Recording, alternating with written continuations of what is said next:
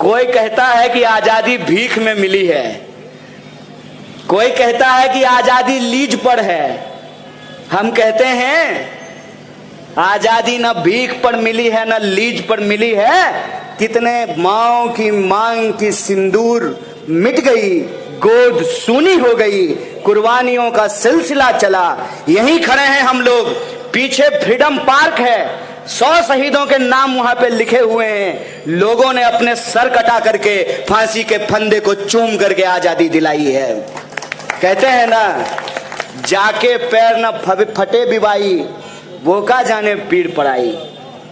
जो देश की आजादी के लिए लड़े नहीं, देश की आजादी के लिए अपनी जवानी कुर्बान नहीं की, जिनकी माओं के गोद सुनी नहीं हुई, जिनके बहनों की मांग की सिंदूर नहीं धुली, उनको नहीं पता कि आजादी क्या होता है। संघी कभी भी आजादी का सम्मान नहीं कर सकते हैं, वैसे ही कांग्रेसी कभी भी आजादी का परचम झुकने नहीं दे सकते हैं। इस बात को याद रखिएगा। जब इंदिरा जी ने आपातकाल लगाया था तो पत्रकारों ने उसके विरोध में संपादकीय पेज को खाली छोड़ दिया था।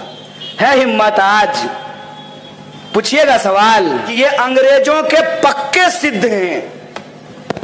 जैसे होता है ना गुरु जी का पक्का चेला, कि अंग्रेज से ये एकदम पक्का नुस्खा सीखे हैं। एकदम हकीम साहब का पुड़िया नहीं होता है चूरन, वो एकदम चूरन खाए हैं बराबर। नेहरू जी थे, इसीलिए आज नरेंद्र मोदी देश के प्रधानमंत्री बन पाए हैं। इस बात को याद रखिएगा। इन बेईमानों के सामने झुकिए मत, इन झूठों के सामने रुकिए मत।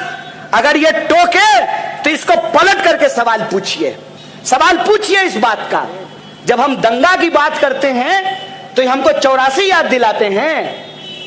देश के प्रधानमंत्री डॉक्टर मनमोहन सिंह 84 में जो हुआ, उसके लिए देश की संसद में खड़ा होकर के देश के सिखों से माफी मांगा। है हिम्मत? मांगेंगे नरेंद्र मोदी 2002 के लिए देश के मुसलमानों से माफी?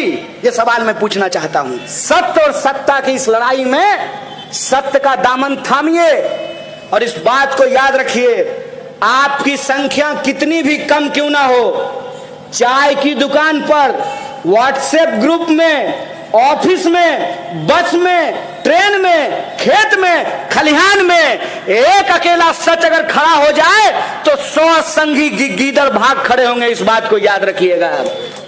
कांग्रेस की परंपरा इस देश के भीतर आजादी की परंपरा है। इस बात को याद रखिएगा। कांग्रेस की परंपरा इस देश में अंग्रेजों को मार भगाने की परंपरा है। इस बात को याद रखिएगा। कांग्रेस की परंपरा गुलामी के खिलाफ सबकी बराबरी की परंपरा है। इस बात को याद रखिएगा। और आजादी के आंदोलन के जितने प्रतीक हैं वो सारा प्रतीक हमारा है। इस बात को याद रखिएगा। और सबसे मुश्किल की बात यह है कि कल के अंग्रेज को तो आप पहचान लेते। अरे जो गोरा गोरा होगा, सूट बूट पहना रहेगा, घोड़ा पे बैठा रहेगा, तो उसको पहचान लेंगे कि अंग्रेज है। इसको कैसे पहचानिएगा? कैसे पहचानिएगा? कि वो आके कहेगा कि हम तो चाय बेचते थे, हम तो ओबीसी हैं, हम तो हिंदू हैं, हम तो गरीब हैं, मेरी माँ बर्तन मांजती थी, मेरे पिताजी रेलवे स्टेशन पे चाय बेचते थे। कैसे पहचानिएगा इसको? और मैं दावे से आपको कहता हूं, जैसे सांप का बच्चा भी सांप होता है ना, उसके अंदर जहर होता है, वैसे ही गुलाब की कली भी गुलाब ही होती है, उसके अंदर सुगंध होता है।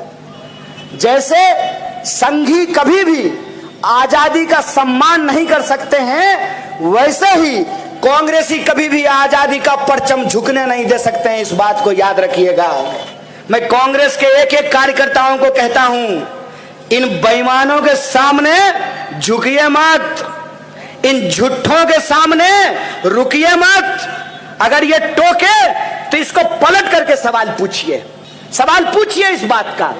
जब हम दंगा की बात करते हैं तो हमको 84 याद दिलाते हैं।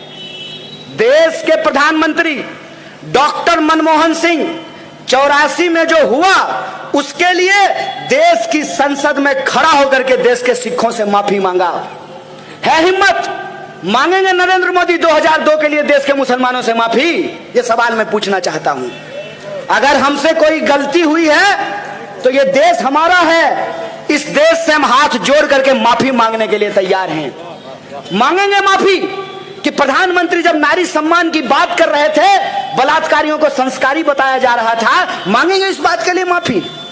मांगेंगे इस बात के लिए माफी कि आज एक एक चीज पे भाजपा पूरी तरीके से एक्सपोज हो चुकी है। एक एक चीज पे मीडिया के लोग यहां बैठे हुए हैं, सवाल पूछते थे ना मनमोहन सिंह से? नहीं पूछते थे। हवाई जहाज में बैठ करके प्रेस कॉन्फ्रेंस करते थे। सवाल आप हवाई जहाज में बैठ करके प्रधानमंत्री से पूछते थे, जो मन होता था वो करते थे।